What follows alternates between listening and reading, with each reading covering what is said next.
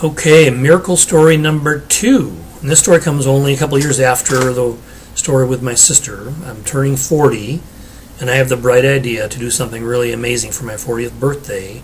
I'll take a pilgrimage to India and go up the Ganges to the source of the Ganges. So I planned this trip with a woman friend of mine, just a buddy, and it seemed like to do this well, I should do it for my birthday, which is September 5th. That was the first big mistake. Probably the first big mistake was going to India, but the first big mistake was planning it in August, so it would coincide. In fact, we were going to go to India, spend 3 weeks there, and then go up to Nepal and trek around Kathmandu, and I wanted to be in the Himalayas on my birthday, September 5th. So this is the middle of monsoon season. Not a good time to be traveling to India. So my friend Trish and I arrive in New Delhi, and within a few days, we're both violently ill. Trish moves through her illness pretty quickly.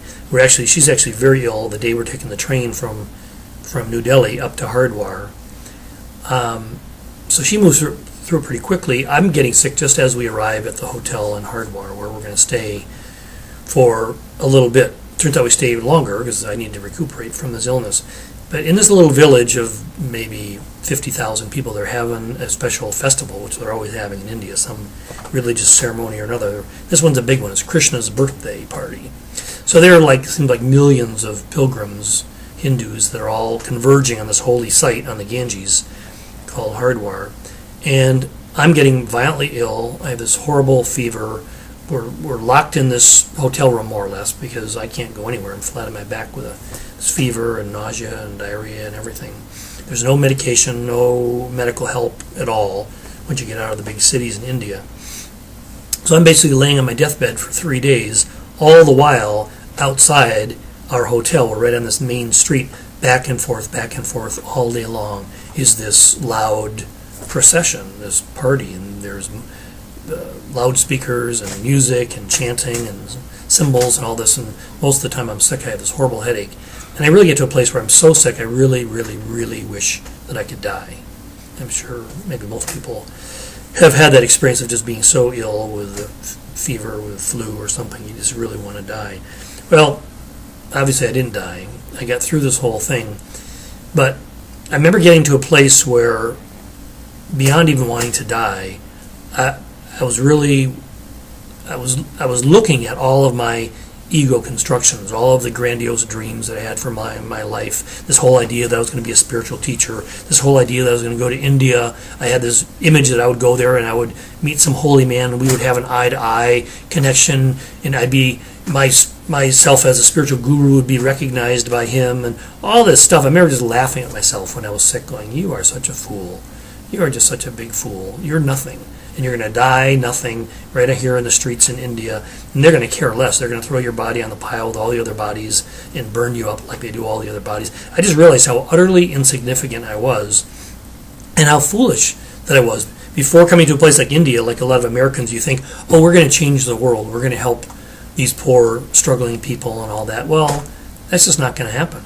That world is never going to change. And it probably shouldn't change, but that's another topic. Anyway, so I'm going through all this stuff where I'm just like totally bereft. I'm just like at the lowest place I can possibly be. I'm filled with self-hatred, filled with just this desire to be done with everything. And I realized the only thought that comes into my mind, the only good reason I can think of not to die, well, actually it's 2 reasons, similar reasons. One is that my traveling partner, Trisha, would have the very heavy burden of trying to figure out, because she'd feel responsible and try to get my body back to America, which I'm sure is a very difficult thing to do. And I had met this woman 6 months before, Suzanne, who would become my wife, who was madly in love with me, and she would really be crushed if I died. So I remember thinking, okay, for Trish and for Suzanne, I won't die. So I did get better. I was getting ready on the day that I was finally well enough to travel. We were going to leave Hardwar and go up to Rishikesh, where I was going to stay for up to a week and recuperate up in this much more Western travel-friendly town of Rishikesh. That's where the Beatles had gone. A bunch of different ashrams that cater to Westerners up in Rishikesh. So we're getting ready to go, and over this past 24 hours, as I'm starting to get better, I can finally eat something solid. And they have these tiny little bananas that you can get in India for like a rupee each. It's about a penny each. So my friend Trish had procured some of these bananas for me. I had a little bunch of them sitting on the bed, and we're getting ready to go. We don't have much stuff. We didn't even bring any clothes with us on this trip. We just bought local things there. So we have a very small parcel to put together. But I'm recognizing as we're getting ready to go that I'd been watching this troop of monkeys from out my window or door. I should say in India, most of these hotels in places like Haridwar, they don't actually have doors or windows, just openings. So anyway, that's why sound and everything else was so right in my face all during the time that I was sick.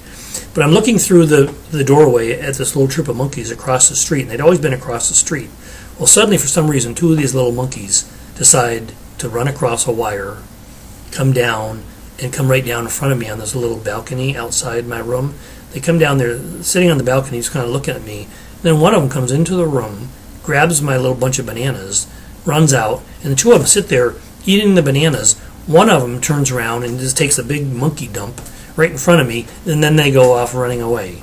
And I remember thinking, not till much after the fact, I mean, at the time I'm thinking, okay, this is great, this adds insult to injury.